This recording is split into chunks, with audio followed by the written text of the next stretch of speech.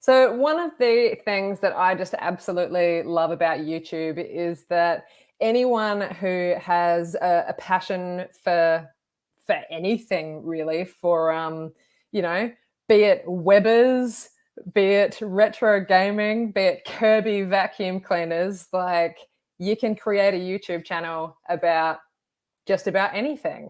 And today I have with me on my channel Dean, who does in fact have a Kirby enthusiast channel, Weber enthusiast, and retro gamer enthusiast channel. Thank you so much for joining me today, Dean. It's so awesome to have you here. Yeah, no, thanks for having me. It's great to be on. It's so cool. And thank you everyone for being here. Let us know in the comments where you're watching from. And if you have any questions that come through while we're chatting, pop them in the live chat.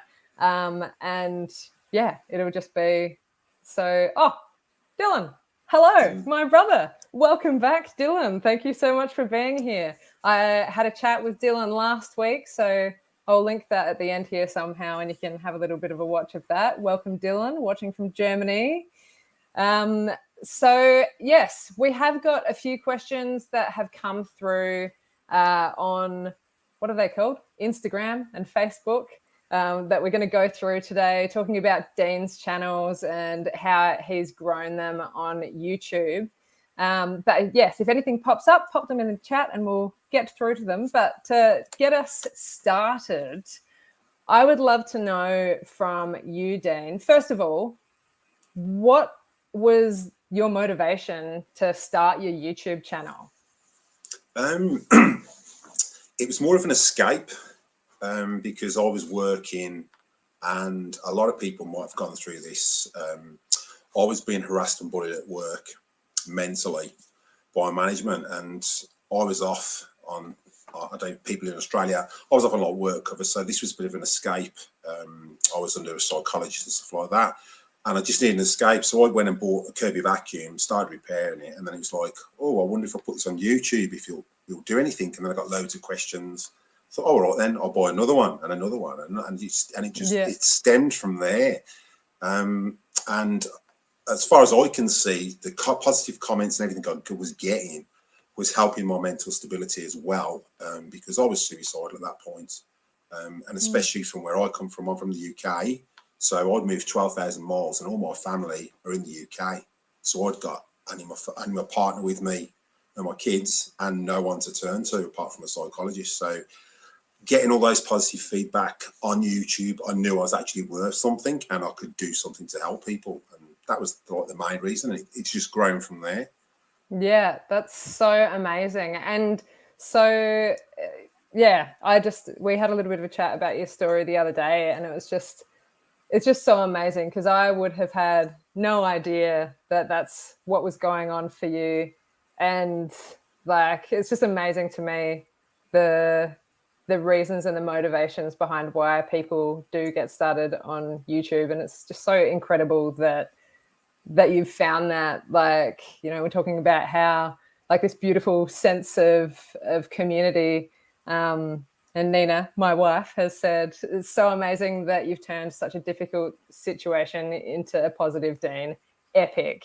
It's so good. Nina is watching from Adelaide, the lounge room, actually. Yeah. We've also got Mum and Dad in here watching from Strathalbyn. Melbourne. Hassan is watching from Canberra. Hello. We got Melbourne here, Christian and Emily, I would imagine. That's awesome. My brother says that is a really great turnaround. And yeah, I'm so blown away by that. And do you mind sharing with us, Dean, what your dad said when you told him that you were starting a YouTube channel about vacuum cleaners? Yeah, my dad said, he says, what are you doing? I says, well, obviously I'm off on work cover at the moment. I said, I'm doing YouTube, so I'm pushing YouTube because I don't want to go back to work. And he says, well, what are you doing? And I said, well, I'm doing Kirby vacuums. And he says, who's going to bloody watch your videos about vacuum cleaners? And the views were coming in and I was gaining subscribers. And it wasn't until I hit 1,000 subscribers that my dad went, oh, it does work. You are doing it. He says, congratulations. Now I believe in you. And that was a positive, you know, when your family come against you. Sorry. Here's where your channel's at now, 4.5 thousand. So I suppose there's like, actually turns out that there are a lot of people that want to watch videos about Kirby's. And this is, you know, 35,000 people wanted to watch that one. So that's pretty awesome. So you started with your Kirby channel and then you decided to make one about Webbers. Was that the second one? That was the second one, purely because I'd had Kirby's all my life. My mum had a Kirby, and so I'd had mine since 1994. So it was a product I believed in, and I thought, well, I can only share what I believe in at the end of the day. But I do work for Weber, sort of Christmas time, demonstrating Mitre 10s, and I thought, well, what's the second channel I can do? Because it's good if you can niche down, because you're going to get all those people that want that product. And I believe in Weber's, so I work for Weber, I demonstrate for Weber at Christmas, and I thought I'll put a Weber do a Weber channel, and I thought, well, I'll keep the enthusiast. So I started my YouTube channel, and I was stumped for the first video to go up, and I thought, what can I do? And I was watching Morning 7 in the morning, channel 7, and they were saying the most Googled question is how to make pancakes. I thought, that's a video. How to make pancakes on a Weber, and that video just went sort of not viral, but it went really, really quick, and it's just grown from strength. And having that passion of, and having that passion that's just so good. Yeah, but anything you're passionate about, it's worth doing, because it will grow. And like they say, you grow your first subscriber, and I find a lot of subscribers from my Kirby channel have joined me on the Weber channel, and if you grow your audience, they will follow you anywhere if you give great content. That's awesome. And this is a question that came through on the World Wide Web, the Instagram, I believe. Is there anything in particular that you've noticed gets the most engagement with your videos? I find a lot of them with my Kirby channel, it's how-to videos, because people want to know how to do things, how to repair it and stuff like that. And with my Weber channel, it's been a lot of reviews. So my reviews have took off. I've had a few haters that hate my reviews, but I try and give it from my perspective as a consumer at the end of the day, and not a biased review because I work for Weber. Occasionally at Christmas, you know, it's if I think it's rubbish, I'll say it's rubbish. If it's good, I'll say it's good. Yeah, that's awesome. And actually on that, how this came through too, how do you deal with haters? So someone comes along and says, your review about the Weber Baby Q is absolutely terrible. I had a video I did, and it was on a review of a plate for a Weber that a company in Queensland had made. And I bought it and I hated it. I hated scrubbing it, cleaning it, and I just hated the way it bellied and everything else. And within one weekend, it got 1,000 views, and God knows how many comments it got. But I got the haters there. You hate it because you work for Weber, and I'm like, well, no, I hate it because I hate it. I don't like cleaning. The best of things, I mean, I clean on my other channel, but I don't like scrubbing pans and pots.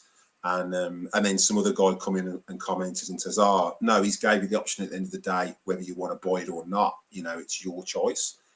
I have got a spam reply for certain people when they come in and give it, and you get the haters, and you do get the haters as you grow. But being what I went through with the harassment and bullying, I've had way worse with that compared to someone's just keyboard warriors. And I find the best thing for YouTube as well is, one, if you can close them down nicely, don't be nasty. Because if you're nasty, you're giving them what they want. And the other thing is, you can hide them from your channel. So then they're typing to no one. They think they're getting to someone, but no one ever sees that comment, which is awesome. That is like definitely the ultimate revenge, but no one can even see that they're I also heard a really excellent method is like that you can pin, like if someone says you're an absolute loser, you can pin that to your topped comment, and often the people that are there and are like your mega fans or like, you know, your mum or whatever, Yeah. they'll come in and they'll defend you. So you don't even need to do it yourself. You can get your mum on the job. That's Yeah, it awesome. is brilliant. It is brilliant because you can just if you can close them down with a nice way, or even if you get that engagement off of your personal on your own subscribers, the more engagement you get, because even the hate comments will get your channel promoted, because YouTube see it as engagement and they will promote it more. The more comments you get, the more they'll share that video, because they think, oh, people are engaging in it.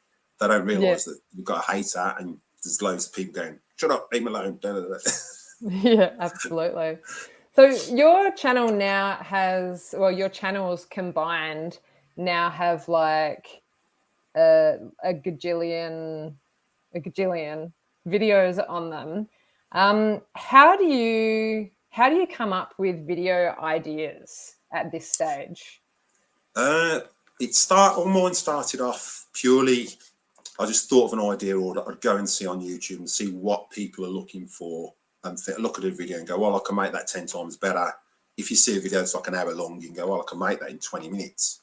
But the other thing I saw as well, sometimes you're lying in bed and you're thinking, that's a video I can make. And I'll just write them down in my personal journal every night. And also having my own Facebook groups as well.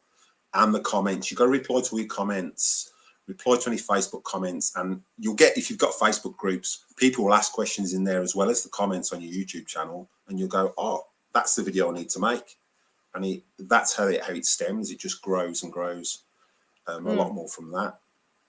So do you ever find that you're out of ideas? I have gone through I can't know what you call it, like a shutdown, I think I had a week off because I needed a break, especially trying to push, because I've got two YouTube channels, and I started pushing my third one that I started 3 years ago that I hadn't posted in 2 years, and it's like, oh, are people going to watch it? And now people have started engaging in that, but it is hard to work and post on 3 different channels, so you have to sort of bulk record when you can. Is that how you manage your time? Do you do a lot of bulk recording? I try and bulk record if I can, because if you've got your camera set up anyway, then you may as well do 2 or 3. So if I'm doing a Kirby video, I can do 2 or 3 Kirby videos. If I'm doing a Weber video, then obviously I can do a cook, and then I'll do a review, or I'll do a clean.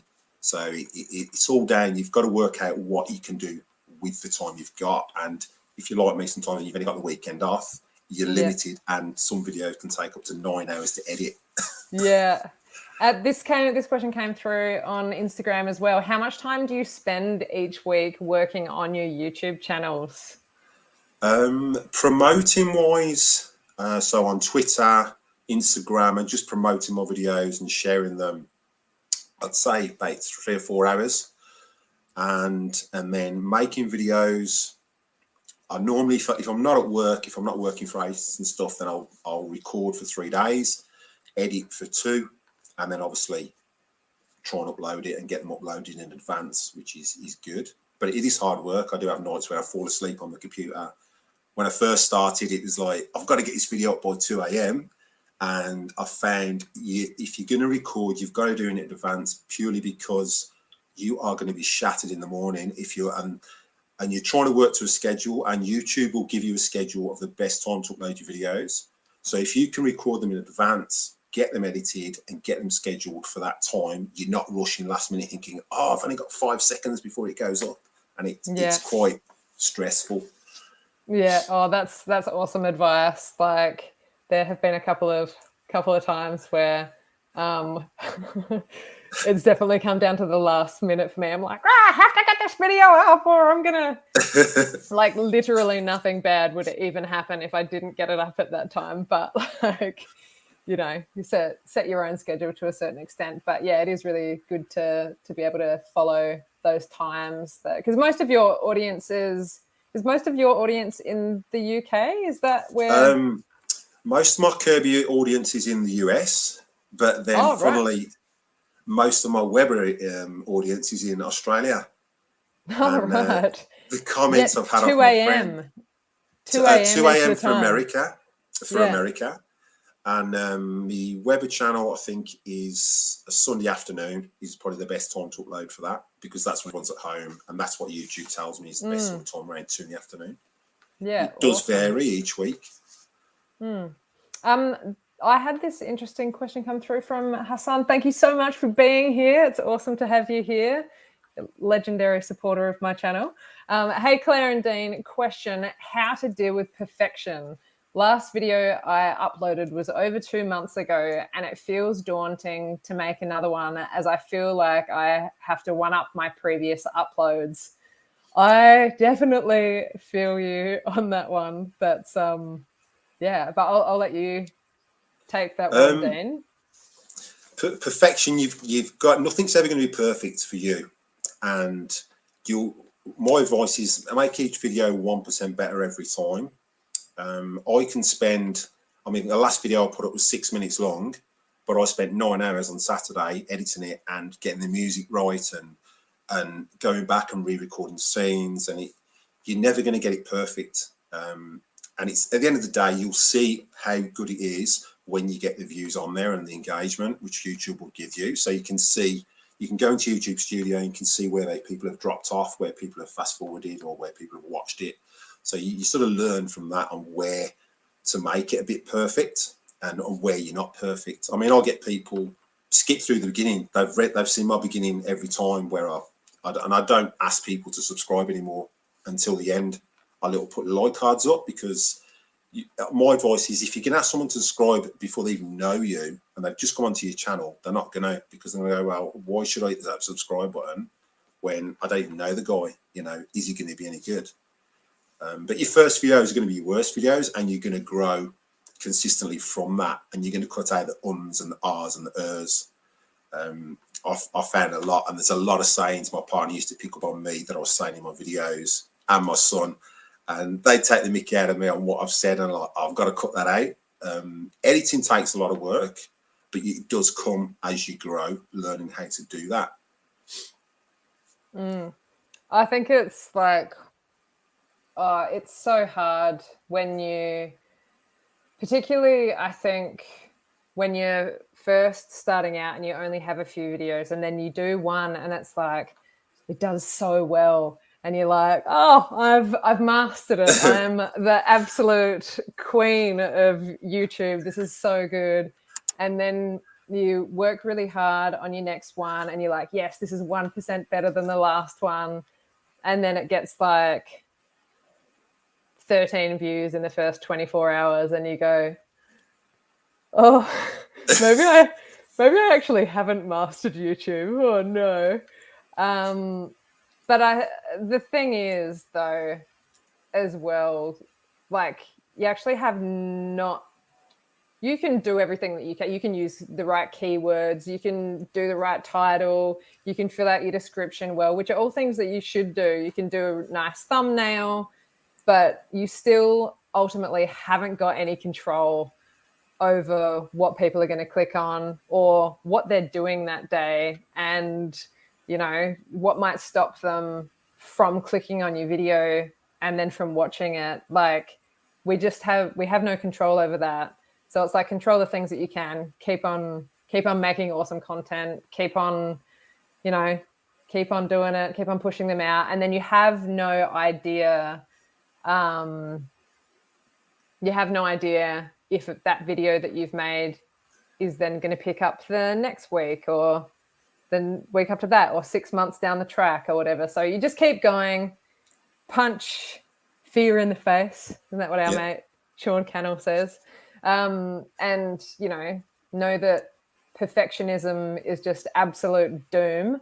If my brother didn't realize how much he and until he watched his own videos, and I'm just realizing how much I'm saying in this, and if I let that worry me too much, then I would never do another live stream in my life, and that would be a terrible, terrible shame for everyone. There was a question that came through during the live stream with Dylan, my brother, last week, that we didn't get around to answering.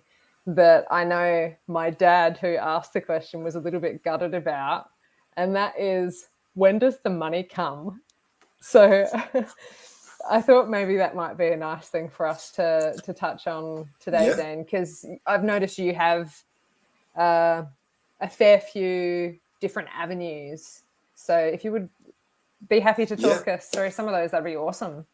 I mean, YouTube will pay, I think it's around 70% of what they pay out. So the adverts, but the advertisers pay for, I think might be say it's $10, then you'll get $7 out of that. But that's per 1,000 views.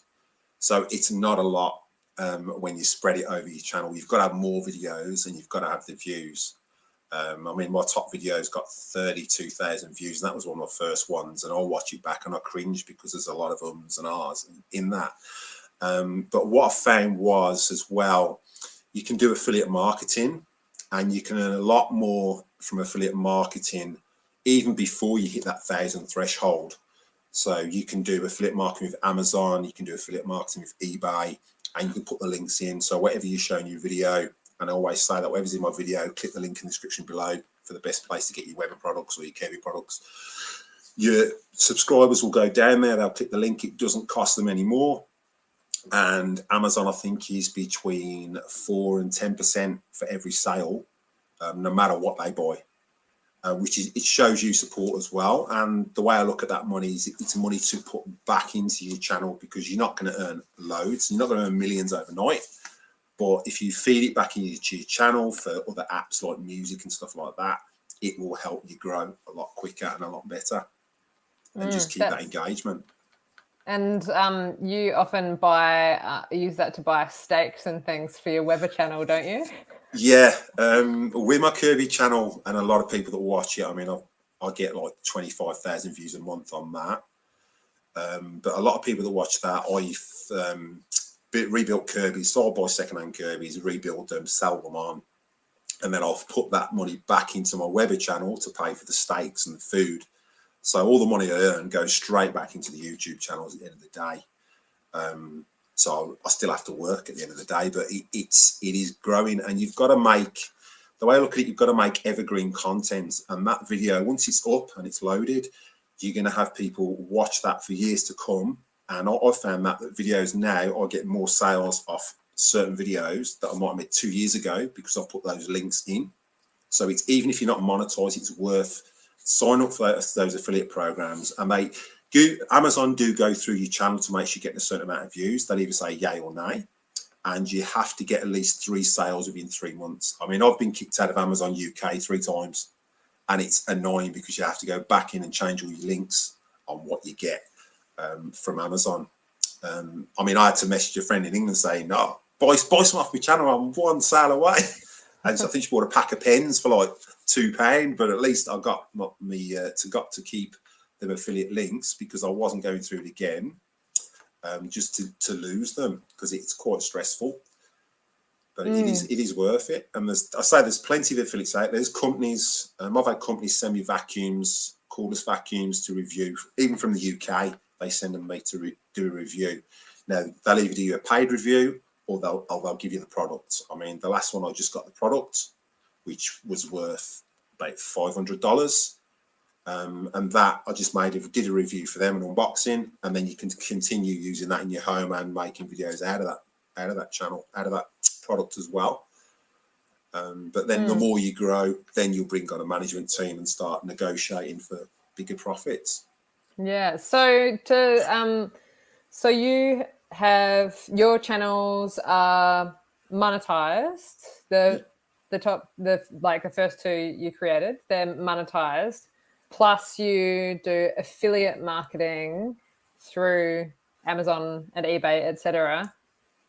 And you do the refurbs and sell on Kirby vacuum cleaners. Yeah. It's so cool. What a cool idea. It's so brilliant.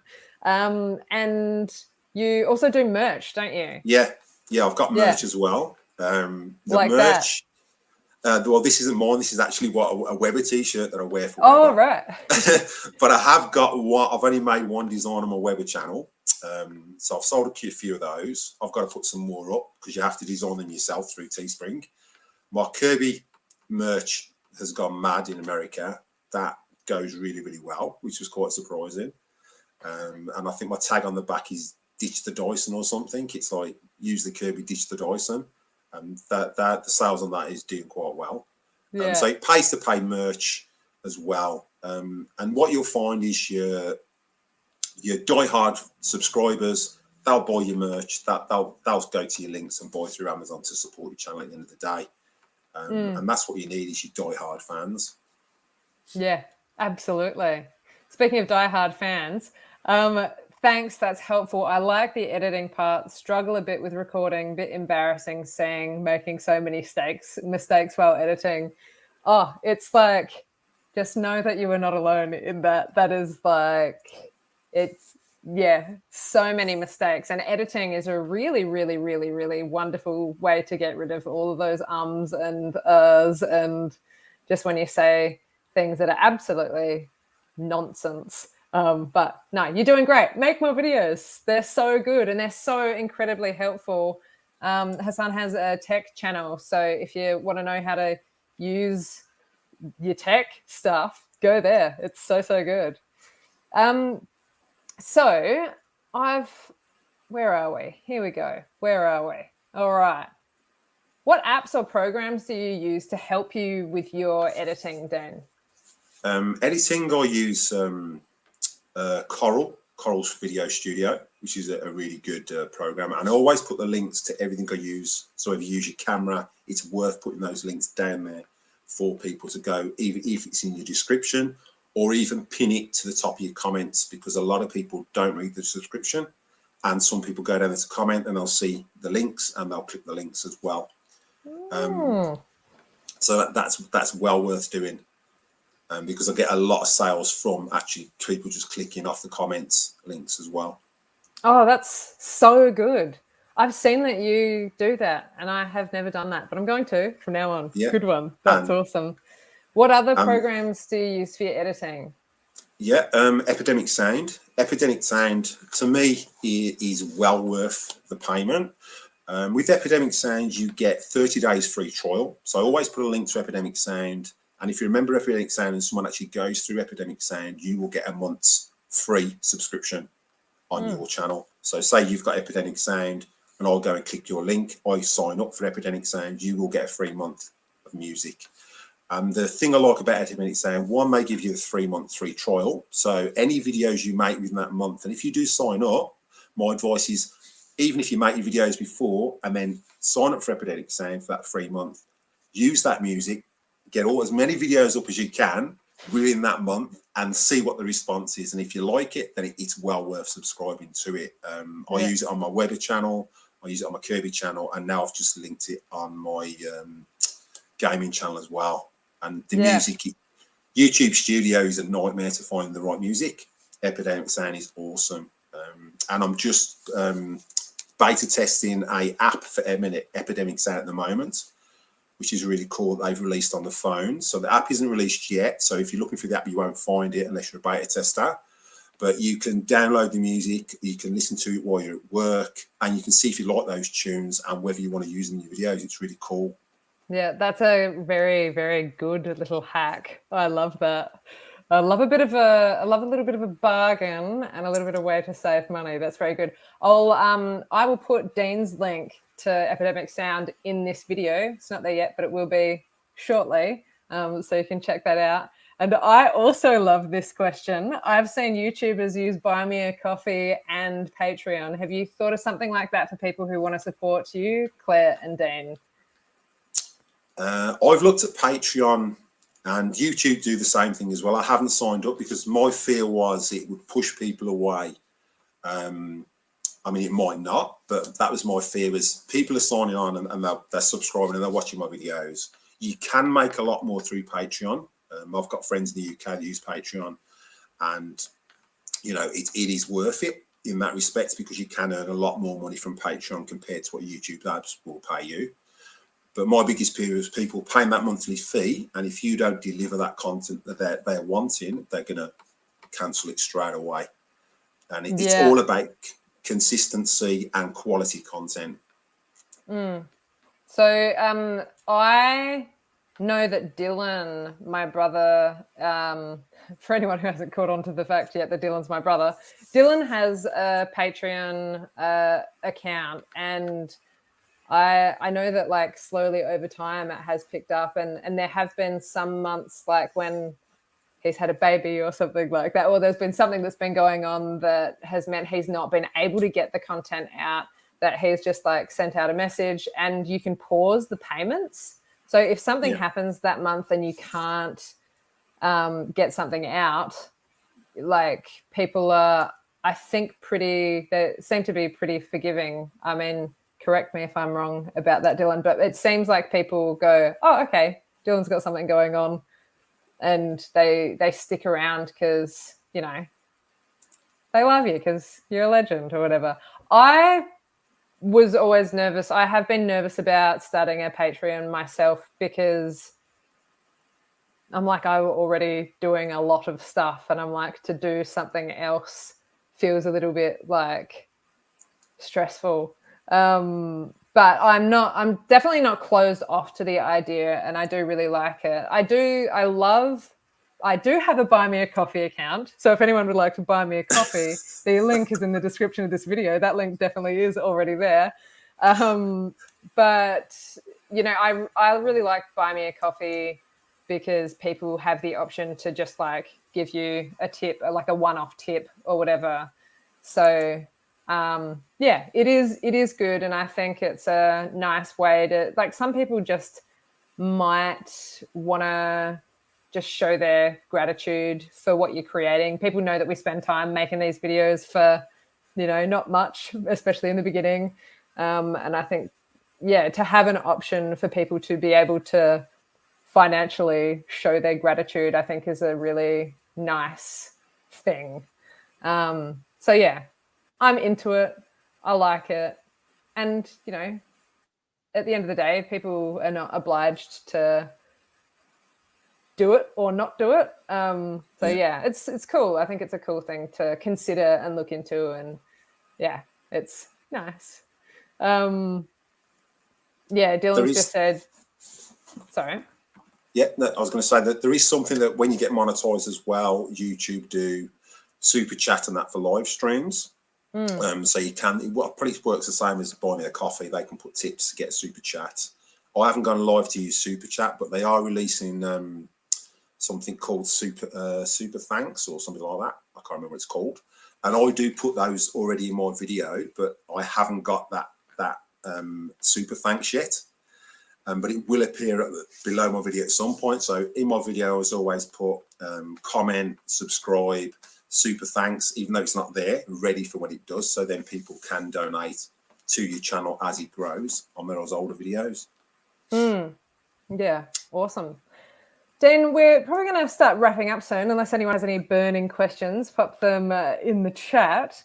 But before we stop, do you have any tips for people just starting out on their YouTube journey? Anything that we haven't already kind of covered? Punch fear in the face. Make sure you press record. And the biggest one I found is you've got in your comments, not your comments, in your description, you've got 5,000 words. Use them, because YouTube will pick all those tags up that you use. They won't let you hashtag in there because they'll ping you for it. But write a description about whatever your video is and just fill it full with 5,000 keywords to do with that video, and you'll get more keywords being picked up. Awesome. That's so good. And Dean, where can people find you apart from your channels, which are all linked in the description of this video? Yeah, so you can find me I'm on Twitter, Instagram and LinkedIn. So those are the 3 platforms I use, and also Facebook. So I've got 2 Facebook groups. I haven't started my 3rd one yet, but I have got a Facebook group for web enthusiasts, and I've got a Facebook group for Kirby enthusiasts. So you can catch me on Facebook or Twitter. Yeah, awesome, which you all absolutely should do. And if you want to learn more about Webbers and how you can cook pancakes on them, or you want to learn you got a Kirby and you want to learn how to fix it, or you want to learn how to flip them, because I feel like that's a really clever idea if Dean hasn't already bought all of them. Subscribe to Dean's channels, and if you'd like to see more of these chats about how to start a YouTube channel, how to grow a YouTube channel, all that sort of stuff, make sure you subscribe to my channel, and like this video, please. That really just helps tell YouTube's brain, oh, this is a really good video and people really like this. It's so good. It's so good. Yes, so thank you so much, everyone, for being here. Thank you especially to you, Dean. It's so awesome to have gotten to have some chats lately and on here. It's been bloody brilliant. That's great. Thanks for having me. Thanks, everybody. Thanks. Thank you. Thank you.